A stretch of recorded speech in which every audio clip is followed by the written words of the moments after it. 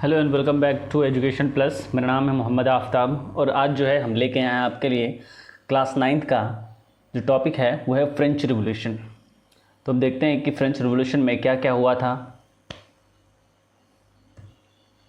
देखो, ये जो फ्रेंच रिवॉल्यूशन है ये बहुत ही इंपॉर्टेंट टॉपिक है। किसका? क्लास 9th का। क्लास 9th का क्या है? ये बहुत ही इंपॉर्टेंट टॉपिक है।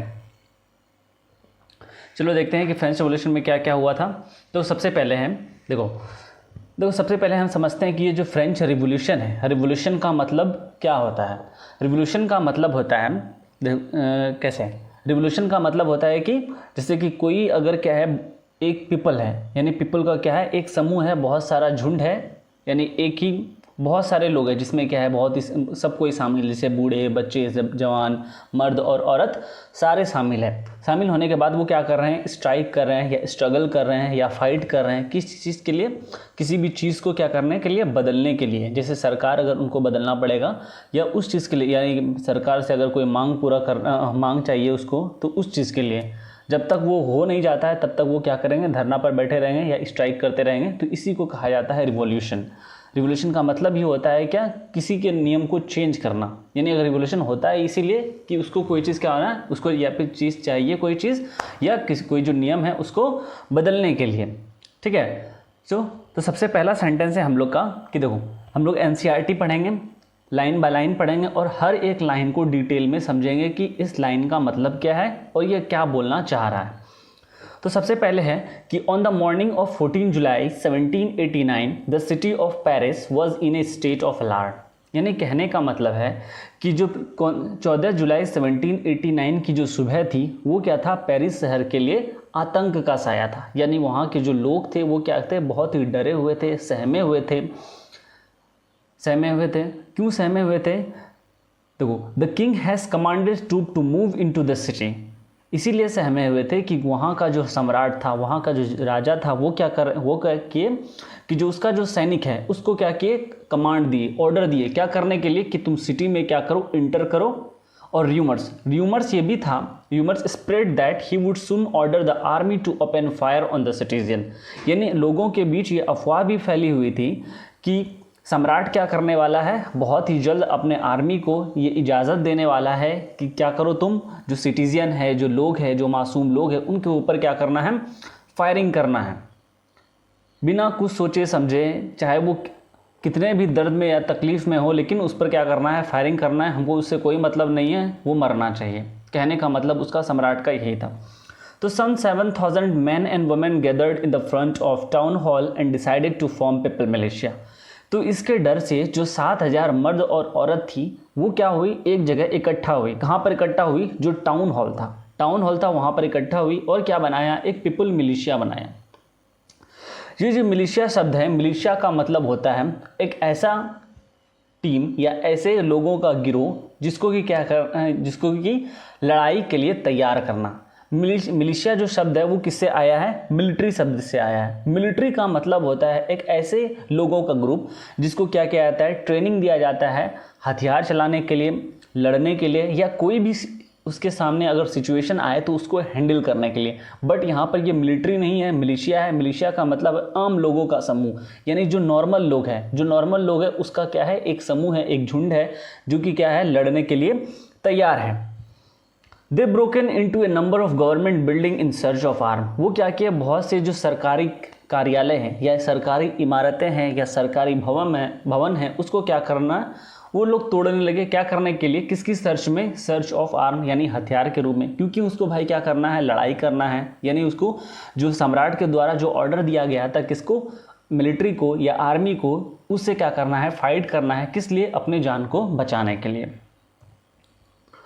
देखो, finally a group of several hundred people march toward the eastern part of the city and storm the fortified prison Bastille where they hope to find hoards ammunition. देखो, कह रहा है कि जो सिटी का, Paris का कौन सा भाग था? Eastern part. यानी पेरिस के जो ईस्टर्न पार्ट जो था वहाँ पर कुछ लोग जो थे, यानी सेवरल हंड्रेड पीपल, यानी कुछ लोग कहाँ गए? जो सिटी का कौन सा पार्ट था? ईस्टर्न वाला भाग था, वहाँ गए और क्या करें? वहाँ का जो एक किला था, कौन सा? बहुत ही मशहूर किला है जिसका नाम है फोर्ट्रेस प्रिजन बेस्टली। उसको क्या किए वो लोग? क्या किए? तोड़ दिए। क्यों तोड़ दिए भाई? तोड़ दिए इसलिए क्योंकि उसको क्या करना था, लड़ाई करना था। वो सारे जो इमारतें थे, जितने भी भवनें थे, उसको क्या कर रहे थे वो लोग, तोड़ रहे थे। क्यों तोड़ रहे थे? क्योंकि उसको क्या चाहिए था, उसको आर्म चाहिए था, उसको हथियार चाहिए था।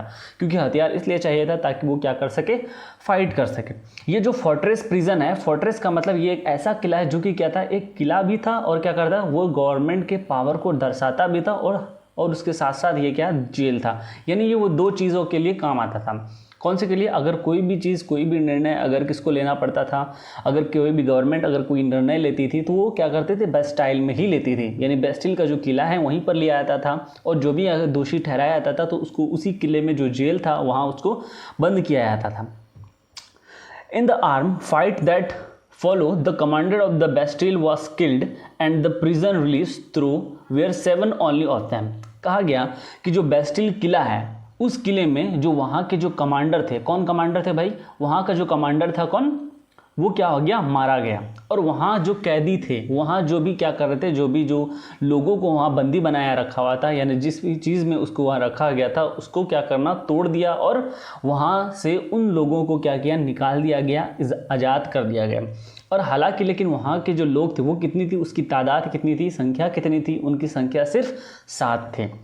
Yet the Bastille was hated by all because it stood the despotic power of the king। देखो ये जो बेस्टिल का किला है ये क्या है, ये बहुत ही इंपॉर्टेंट क्वेश्चन के रूप में आता है। देखो अगर आपसे अगर कोई रीज़न अगर पूछेगा कि जो बेस्टिल का किला है तो उसको जो है, ये जो लोग थे, ये जो पीपल मिलिशिया था, यानी जो एक क्या बनाया था, एक गठन बनाया था, वो इस किले को क्यों तोड़ा, आखिर क्यों तोड़ा इसको? तो पहला तो रीज़न हम जानते हैं कि इस किले को इसलिए तोड़ा गया था कि क्या करना है, उसको क्या चाहिए, आर्म चाहिए, यानी जो हथियार है उसको हथियार चाहिए था। क्योंकि पहले जो वो लोग बिल्डिंग, जितने भी बहुत सारे भवन, बिल्डिंग, इमारतें जो क्या थे, गवर्नमेंट कॉलेज, गवर्नमेंट यानी जितने भी गवर्नमेंट कार्यालय थे उसको तोड़ रहे थे। किस लिए तोड़ रहे थे? क्योंकि उसको हथियार चाहिए था। तो इसी खोज में, क्योंकि ये क्या करता था, despotic power of the king, यानी किंग का जो पावर था उसको शो करता था, इसीलिए, और यहाँ पर हथियार हो इस आशा में वो क्या कर रहे थे, इसीलिए इसको तोड़े ताकि उसको ज़्यादा अमाउंट में क्या मिले, हथियार मिले। और दूसरा जो मेन रीज़न था कि ये जो गवर्नमेंट का क्या करता था, पावर को शो करता था।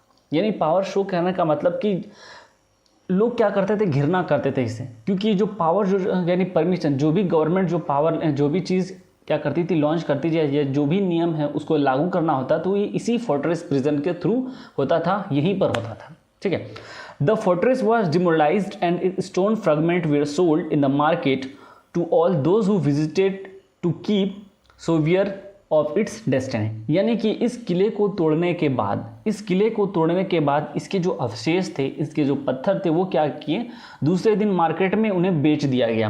क्यों बेच दिया गया?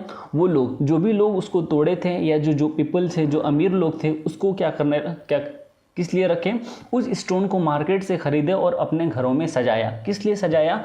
इस याद में कि ये जो गवर्नमेंट जो है उसके पावर को क्या करता है, दर्शाता है, इसीलिए हम लोग उसको तोड़ दिए थे। और उस तोड़ने के बाद हम उसको एक याद के तौर पर अपने घरों में क्या करें, सजाने थे। The day that follow so more routine both in Paris and the countryside, most people were protested against the high price of bread। यानी इस घटना के बाद, जो था पेरिस शहर था, इस घटना के बाद जो पेरिस शहर था और पेरिस शहर के जो देहाती इलाके थे, यानी देश के जो देहाती इलाके थे, वहाँ कहीं और क्या हुआ, संघर्ष देखने को मिला।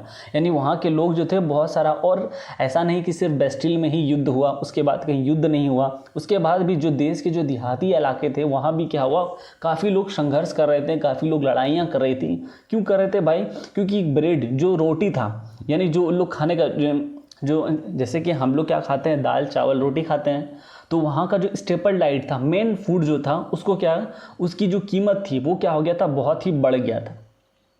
ठीक है। इसीलिए क्या कर रहे थे वो लोग, बहुत सारे लोग कंट्री साइड में युद्ध कर रहे थे, लड़ाइयाँ कर रही थी, या मतलब जहाँ पर अनाज को मतलब क्या करना, स्टोर किया जाता था, वहाँ वो लोग क्या करते थे, जाके उसको तोड़ देते थे और वहाँ जितना भी ग्रेन्स था उसको लूट लेते थे। बाद में जब इतिहासकारों ने, मतलब बाद में जब इस दौर का जो इतिहासकार थे या निरीक्षण करते थे, यानी जो सर्वे कर रहे थे, उन्होंने इस घटना को एक लंबे कड़ियों के रूप में देखा, जिसका अंत जो है वो क्या हुआ, जो वहाँ के राजा थे, कौन, बेस्टिल, बेस्टिल का जो राजा यानी सॉरी जो फ्रांस के जो राजा थे कौन, लुईस 16, उसको फांसी पर लटकाने के बाद हुआ। हालांकि ज़्यादातर लोगों को इस चीज़ की उम्मीद नहीं थी कि ऐसा क्यों और कैसे हुआ। ये जो है हम लोग समझेंगे। जो हमारा अगला टॉपिक है क्या है, French society during the late 18th century. देखो ऐसा क्यों, ऐसा इसलिए हुआ क्योंकि जो वहाँ का फ्रेंच का जो सोसाइटी था वो क्या था, बहुत ही अलग तरह से, मतलब क्या कह सकते हैं कि वो बहुत अलग तरह से लोगों के साथ व्यवहार किया करते थे, यानी रूडली पेश आया करते थे, और उसको हमेशा टैक्स पेड करना पड़ता था। जो मतलब जो पहले लोग थे उसको टैक्स पेड नहीं करना पड़ता था। कौन से लोग, जो फर्स्ट स्टेट और सेकेंड स्टेट में आते थे, उन दोनों स्टेट के लोगों को पेड क्या जो टैक्स है वो पेड नहीं करना पड़ता था। और जो थर्ड स्टेट में मेनली कौन आता था, किसान आता था, व्यापारी लोग आते थे, मर्चेंट आते थे, जो गरीब घर के किसान थे उसको क्या करना पड़ता था, सिर्फ पेड टैक्स करना पड़ता। इसी वजह से ये क्या हुआ था, रिवॉल्ट हुआ था। ये क्या है, आपका इंट्रो है। इसके बाद जो है आपका क्लास जो है वो स्टार्ट होगा, यानी आपके जो